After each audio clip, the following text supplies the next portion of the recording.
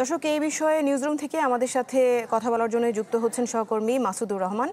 আমরা একটু তার কাছ থেকে ছোট করে অল্প করে জানার চেষ্টা করব যে এই জুলাই হত্যায় শেখ হাসিনার বিরুদ্ধে প্রসিকিউশন থেকে বলা হয়েছে যে এই 1 মাসের মধ্যেই বিচার কাজ শেষ হওয়ার একটি সম্ভাবনা রয়েছে। আপনি কি মনে করছেন, যেহেতু সামনে থেকে পর্যবেক্ষণ করছেন? এছাড়াও 21শে আগস্ট গ্রেনেড হামলায় বাবর এবং তারেক রহমানকে খালাস দেওয়া হয়েছে এবং বলা হয়েছে যে 3 জনের জবানবন্দি নেওয়া ছিল খুবই অস্বাভাবিক ঘটনা। এই বিষয়টিও আপনার কাছ থেকে একটু করে জানতে চাই। প্রথম কথা হলো, জুলাই যে মামলাটা চলছে এখন শেখ হাসিনার বিরুদ্ধে, সেটিতে মোট 81 জন সাক্ষীর তালিকা দিয়েছে প্রসিকিউশন, কিন্তু এখন পর্যন্ত 36 জনের সাক্ষ্য গ্রহণ সম্পন্ন হয়েছে। প্রসিকিউশন থেকে বলা হয়েছে যে এই মামলাটিতে আর সর্বোচ্চ 7 থেকে 10 জনের সাক্ষ্য গ্রহণ করা হবে, কারণ এই মামলা প্রমাণ করতে যে সমস্ত সাক্ষীর দরকার ছিল সেগুলো এরই মধ্যে তারা নিয়ে ফেলেছে।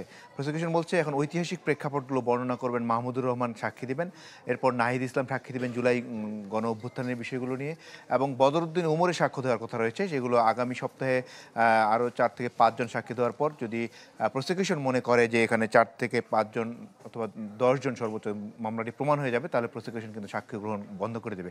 আজকে প্রসিকিউশনের কথা আমরা যেটা বুঝেছি সেটা হলো যে তারা সাক্ষ্য গ্রহণ একেবারে শেষ পর্যায়ে চলে এসেছেন। আগামী সেপ্টেম্বরের শেষ নাগাদে সাক্ষ্য গ্রহণ শেষ হয়ে যাবে বলে তারা ধারণা করছেন, যদি সর্বোচ্চ যায় অক্টোবরের শুরুর দিকে।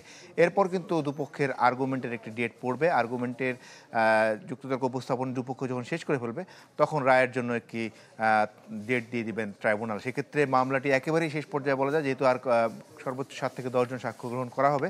সেক্ষেত্রে মামলার এই আর্গুমেন্ট শেষ হলে মামলাটি চূড়ান্ত রায়ের পর্যায়ে চলে যাবে, এবং এটি প্রথমভাবে কোনো মামলা যেটি সাক্ষ্য গ্রহণ একেবারে শেষের দিকে রয়েছে।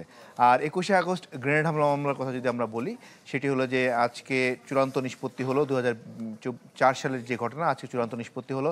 সেখানে আপিল বিভাগ আজকে 9টি পর্যবেক্ষণ দিয়ে এই মামলাটিকে তারেক রহমান এবং লুৎফুজ্জামান বাবর সহ যে আসামিরা ছিলেন সকলকে খালাস দিয়েছেন।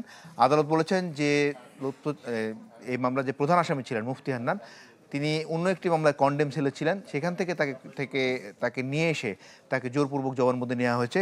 কোর্ট তার বিয়েতে বলেছে যে এটি ট্রু অ্যান্ড ভলেন্টারি ছিল না, যেটি কোর্টের মতে যে এটি ন্যাক্কারজনক একটি ঘটনা ঘটানো হয়েছিল ওই সময়।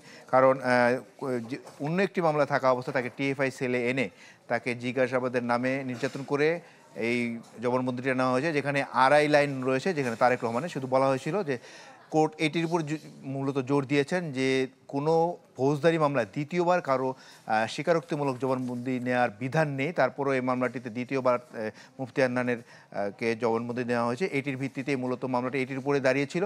যেহেতু কোর্ট বলেছে যে এটি কোনোভাবেই জাস্টিফাইড হবে না, যেহেতু নিম্ন আদালত যে রায়টি দিয়েছিল হাইকোর্ট যেহেতু বাতিল করেছে, ওই গ্রাউন্ডে আমরা মামলাটি বাতিল করলাম। এবং হাইকোর্ট একটি পর্যবেক্ষণ দিয়েছিল এই মামলায়, যে এই মামলাটি পুনরায় তদন্ত করা যায় কিনা। তো কোর্ট বলেছেন, সর্বোচ্চ আদালত বলেছেন যে এই মামলা যদি তদন্ত করার প্রয়োজন হয় সেটি সরকারের এক্সিকিউটিভ সিদ্ধান্ত, এটি কোর্টের কোনো বিষয় নয়। এটি সরকার যদি মনে করে তাহলে সরকার করতে পারে, কিন্তু এখানে এই বিষয়ে কোনো রকম যেহেতু এই মামলায় এভিডেন্স সহ যেগুলো এসছে তার ভিত্তিতে বিচার হবে, সেক্ষেত্রে এই মামলা সবাইকে খালাস দিয়ে কোর্ট আপাতত সেটিও হাইকোর্টের অবজারভেশনটি বাতিল করে দিয়েছেন। 21শে আগস্টের এই মামলার ফলে আসলে বিএনপির পক্ষ থেকে বলা হচ্ছিল যে তারেক রহমানের দেশে ফিরতে কোনো বাধা আছে কিনা।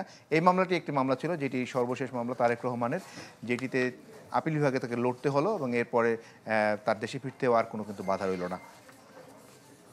হাসিনা মামলার বিষয়টি একটু করে যদি বিস্তারিত একটু বুঝিয়ে বলতেন।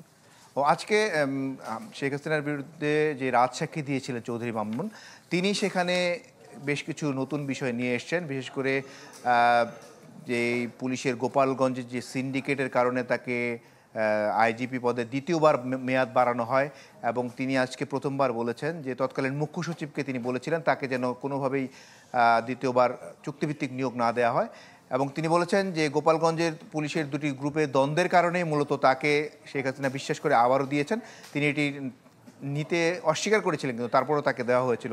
আরেকটি বিষয় উনি বলেছেন, সেটি যে শেখ হাসিনার যে জুলাই আগস্টে যে লেথাল উইপন ব্যবহারের বিষয়গুলো তিনি এনেছেন, এবং তিনি বলেছেন যে এই লেথাল উইপন ব্যবহারের বিষয়ে যে সিদ্ধান্ত হয়েছিল তৎকালীন স্বরাষ্ট্রমন্ত্রীর বাসায় যে কোর কমিটির মিটিং হতো, সেই মিটিংয়ে তিনিও থাকতেন, এসবি প্রধান থাকতেন, ডিবি প্রধান হারুনুর রশিদ থাকতেন, গোয়েন্দা সংস্থার আরও অন্য সদস্যরা থাকতেন, স্বরাষ্ট্র সচিব থাকতেন, সকলকে নিয়ে কিন্তু যে বৈঠক হতো সেখান থেকেই মূলত গুলি করার নির্দেশ দেওয়া হয়েছে।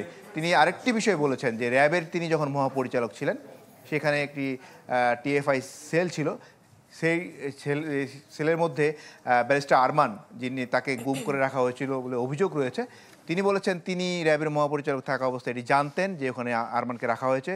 তিনি তাকে মুক্তির ব্যবস্থা করতে গিয়েছিলেন, কিন্তু তিনি উঁচু ঊর্ধ্বতন কারো নির্দেশে তিনি সেখান থেকে তাকে আর বের করতে পারেননি। তো সব মিলিয়ে আজকে তার জেরা শেষ হয়েছে, 36 জন সাক্ষীর সাক্ষ্য গ্রহণেও জেরা শেষ হয়েছে। এই মাসের শেষে অথবা আগামী মাসের শুরুর দিকে শেখ হাসিনা মামলা সাক্ষ্য গ্রহণ শেষে এটি আর্গুমেন্ট পর্যায়ে যাওয়ার পর এটি রায় ঘোষণা করবেন ট্রাইব্যুনাল। জি, মাসুদুর রহমান, অনেক ধন্যবাদ আমাদের সাথে যুক্ত হওয়ার জন্য। দর্শক, মাসুদুর রহমান আমাদের সিনিয়র রিপোর্টার আমাদের সাথে যুক্ত হয়েছিলেন।